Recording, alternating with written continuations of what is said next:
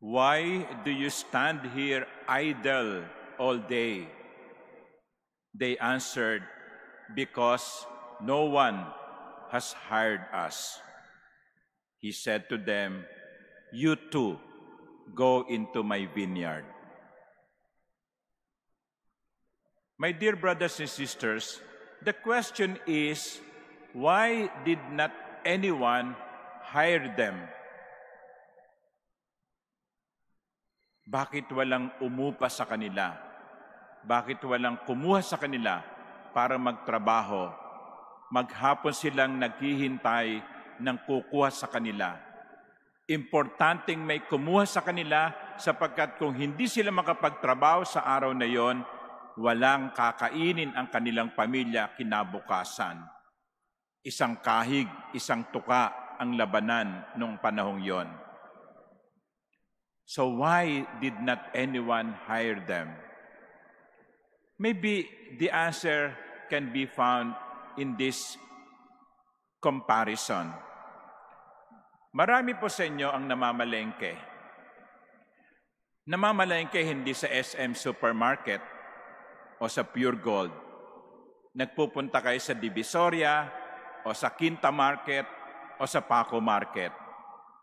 Kung gusto ninyong makakuha ng pinakamahusay na isda, pinakasariwang isda, pinakamagandang karne ng baboy, pinakasariwang gulay, kung gusto ninyong makuha yung pinakamaganda, pupunta kayo ng palengke ng maaga.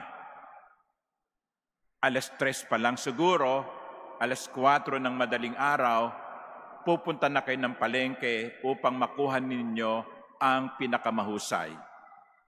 Yung mga tanghali ng pumunta ng palengke, bilasana ang isda na makikita nyo. Pinagpilian ng mga gulay ang matitira sa inyo. Medyo hindi na magandang kulay ng karne ang maiiwan.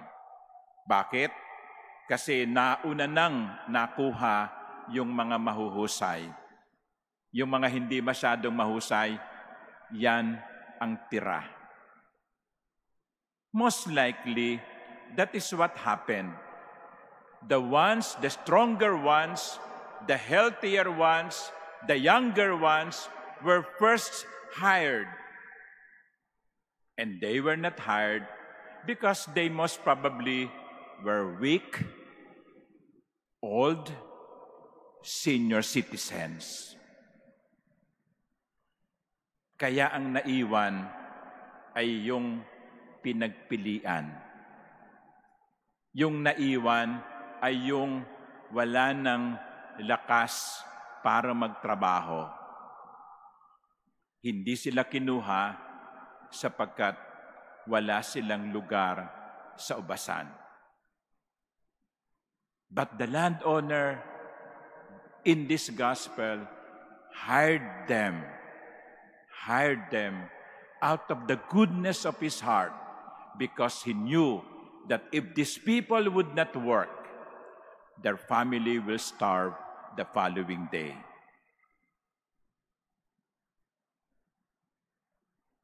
Mga ginigilig kong kapatid, ang ebanghelyo natin ay tungkol sa kaharian ng Diyos. The kingdom of God is like this story. So, what does it say about the kingdom of God? What does it say about the reign of God? This, sa kaharian ng Diyos, may lugar para sa lahat. Sa kaharian ng Diyos, may lugar maging yung mga nasa laylayan ng lipunan. I like that. Laylayan ng lipunan. Kasi tayo, minsan, hindi natin pinapansin yung mga nasa laylayan ng lipunan. Hindi natin binibigyan pahalaga yung mga nasa ilalim. Ang tinitignan natin at tinitingala ay yung mga nasa itaas. Yung mga mahuhusay, yung mga magaganda, yung mga matatalino, yung mga malulusog. Pero dito sa Ebanghelyong ito, tinuturuan tayo ng Panginoon, ang kaharian ng Diyos ay para sa lahat. At may lugar sa kaharian ng Diyos ang lahat ng tao. I think that should always be the image of the church. A welcoming church.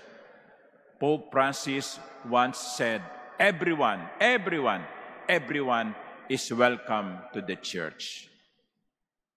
Kasi sa Diyos, walang discrimination. Kasi sa kaharian ng Diyos, ang lahat ay may lugar. Yun ang unang lesson sa atin ng Ebanghelyo. Kaya, wag nating isipin na, ay, ganito lang ako eh. Makasalanan ako eh. Bobo ako eh. Wala akong lugar sa puso ng Diyos. Mali po yun. May lugar ang bawat isa sa puso ng Diyos. May lugar. Maging at lalo na ang mga mahihina at mga walang sinabi, silang lahat ay may lugar sa kaharian ng langit. The story continues. In the evening, the giving of wages happened. And the instruction of the landowner is something unusual. He told the foreman, okay, call them and give the salary to those who last came. Those who just started working about 5 o'clock, give them the equivalent of the whole day work. Isang oras lang ng trabaho, pero ang sabi ng may-ari ng ubasan, bigay mo na rin yung sweldong katumbas ng nagtrabaho ng maghapon. Di nakita ito ng mga nagtrabaho ng maghapon. Aba? Yung sweldo nila, kahit isang oras lang sila nagtrabaho, ay katumbas ng nagtrabaho ng maghapon? Siguro mas mataas ang ibibigay sa atin. Kasi maghapon tayo nagtrabaho eh. Kung sila isang oras lang nagtrabaho kumpleto ang sweldo no? Di mas lalo tayo, baka doblehin ang sweldo natin. Second lesson of the gospel, huwag kang umasa, baka masaktan ka lang.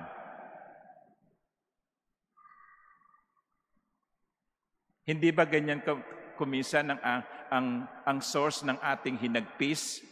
No? Nalulungkot tayo, naiinis tayo kasi masyadong mataas ang ating expectation, hindi na-meet ang ating expectation, and then sumasama ang loob natin. Kasi nung dumating yung oras na sila na ang suswelduhan, ang ibinigay sa kanila ay yung according doon sa napag-usapan, katumbas ng maghapong pagtatrabaho. Ayan. Sumama ang loob. Kasi umasa. Huwag aasa. Baka masaktan ka lang. Kung may dumating, salamat po. Kung walang dumating, maybe next time. Ilang pagkakataon sa buhay ninyo na sumama ang loob ninyo kasi umasa kayo. Umasa kayo na merong surprise party sa inyong birthday. No? Walang dumating. Wala nga nakaalala Umasa kayo na wedding anniversary ninyo, bibigyan kayo ng asawa nyo ng special gift. Walang dumating. Mukhang nakalimutan pa. Umasa. Nasaktan.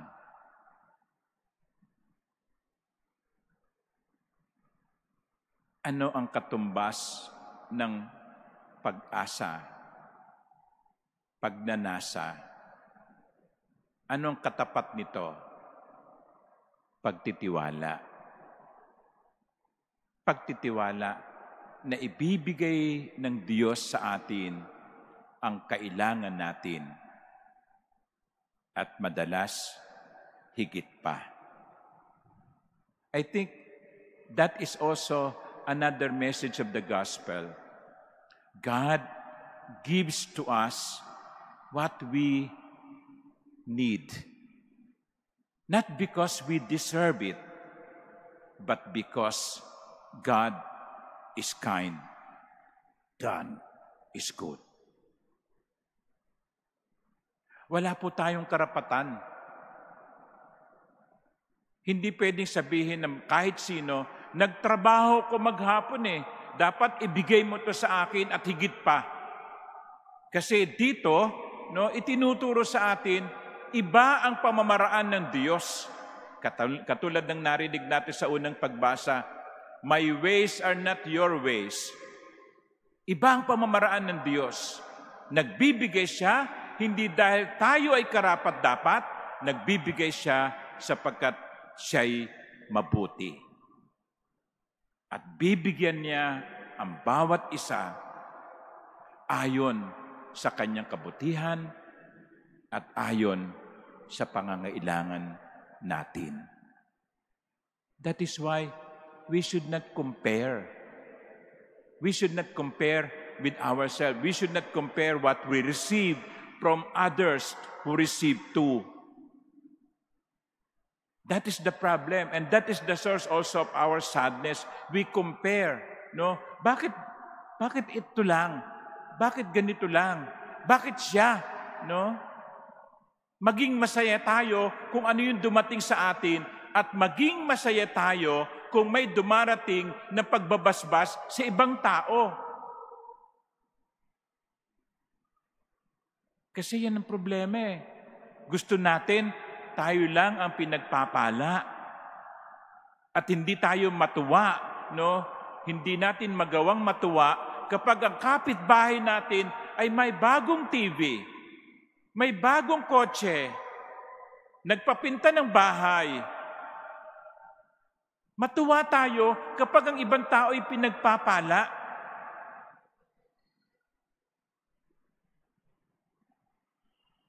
Magalak tayo kapag ang bawat isa ay tumatanggap. Yan ang kaharian ng Diyos Ang kaharian ng Diyos, ang mga nabibilang dito, hindi nag-iinggitan, kundi nagpupuri sa Diyos sapagkat ang bawat isa ay tumatanggap ayon sa kanyang pangangailangan. Look at yourselves. Let us look at ourselves and ask ourselves, are we happy and joyful when others get the blessing, when others are promoted, when others improve in their lives? Today, in this gospel, the Lord is reminding us we should not be jealous with the blessings that others receive, but rather praise the Lord because the Lord is good. Mga minamahal kong kapatid, ang ganda ng Ebanghelyo. Sa Ebanghelyo, pinaaalalahanan tayong ang lahat ay may lugar sa puso ng Diyos. At dahil dito, tinuturuan din tayo ng Diyos na bigyang puwang sa ating mga puso ang lahat ng tao. Amen.